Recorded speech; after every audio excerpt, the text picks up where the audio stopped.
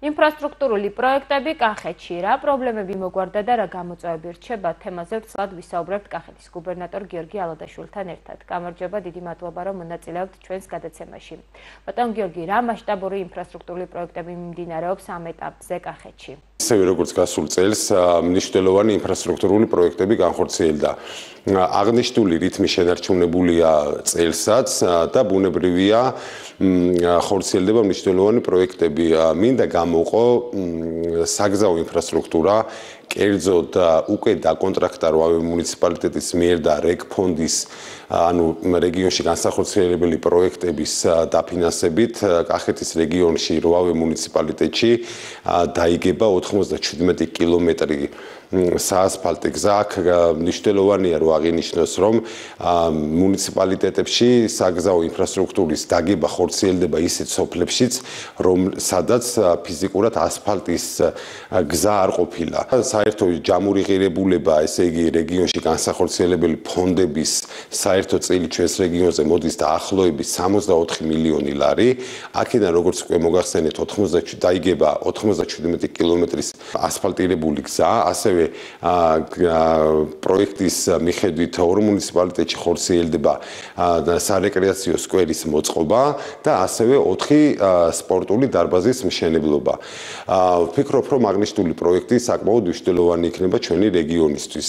ასევე, როდესაც საუბრობთ მნიშვნელოვან და მასშტაბურ ინფრასტრუქტურულ პროექტებზე, აუცილებელია აღინიშნოს რამდენიმე წლის წინ დაწყებული საგზაო ჩქაროსტული მაგისტრალის მშენებლობა ჩვენს რეგიონში, როგორც მოგეხსენებათ, გასულ წელს ჩვენ გავხსენით საგარეჯოს 18 კილომეტრიანი მონაკვეთი და წნორი ლაგოდეხის დამაკავშირებელი ჩქაროსტული მაგისტრალი, რომლის ღირებულებაც დაახლოებით 70 მილიონ ლარი შეადგინა. გრძელდება საგარეჯო ბადიაურის დამაკავშირებელი ჩქაროსტული ავტომაგისტრალის მშენებლობა, რომელიც წლის ბოლოს დასრულდება.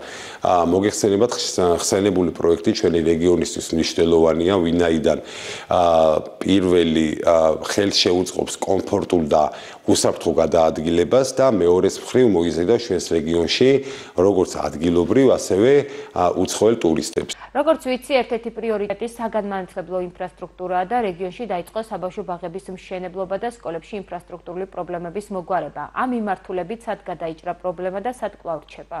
გასულ წელს დაიწყო და წელს უკვე დასრულდება ჩვენს რეგიონში 32 საბავშვო ბაღის მშენებლობა. აღნიშნული პროექტი ხორციელდება მუნიციპალური განვითარების მიერ და ჩვენი რეგიონის რვავე მუნიციპალიტეტი შეემატება 32 ახლა დაშენებული საბავშვო ბაღი. ასევე სკოლის მშენებლობის ნაწილშიც დაიწყო შარშან და წელს დასრულდება 13 ახალი სკოლის მშენებლობა.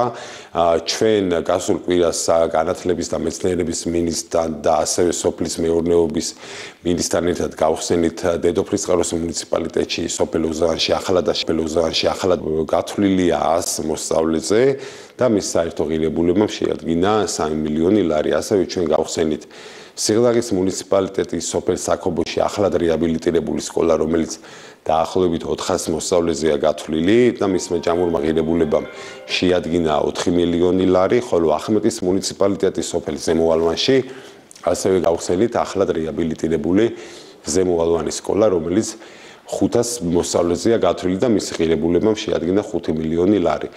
13 სკოლიდან, ანუ წლის ბოლომდე ეტაპობრივად დასრულდება დანარჩენი საგანმანათლებლო ინფრასტრუქტურის მშენებლობა და ბუნებრივია, რომ ჩვენს ახალგაზრდებს საშუალება ექნებათ კომფორტულ გარემოში მიიღონ განათლება. აღსანიშნავია, რომ აღნიშნული რეაბილიტირებული და ახლად დაშენებული სკოლები სრულად შეესაბამება თანამედროვე სტანდარტებს და ადაპტირებულია შეშმო პირებზე. და ბოლოს თქვენი ხედვით რა გამოწვევები რჩება რეგიონში? ბუნებრივია, რეგიონში რჩება კვლავ გამოწვევები.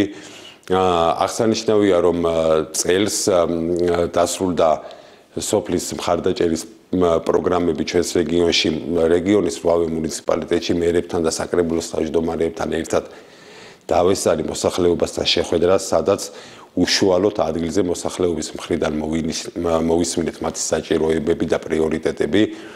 ჩვენ ანუ წელს უკვე კახეთის რეგიონის 308 სოფელში ხორციელდება 4.450.000 ლარის დაფინანსების პროექტები, ამას დამატებით ემატება თანადაფინანსება მუნიციპალიტეტის მიერ და საერთო ჯამში ჩვენი რეგიონის 300 სოფელში განხორციელდება 8 მილიონ ლარამდე მცირე და საშუალო ზომის პროექტები.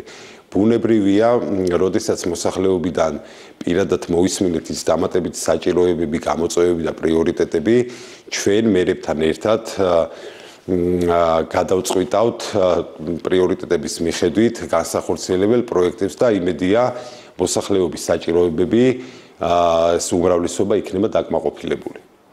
დიდი მადლობა, რომ დრო გამონახეთ და მიიღეთ ჩვენს გადაცემაში მონაწილეობა. მაყურებელს შევახსენებ, რომ ჩვენი სტუმარი იყო კახეთის გუბერნატორი გიორგი ალადაშვილი.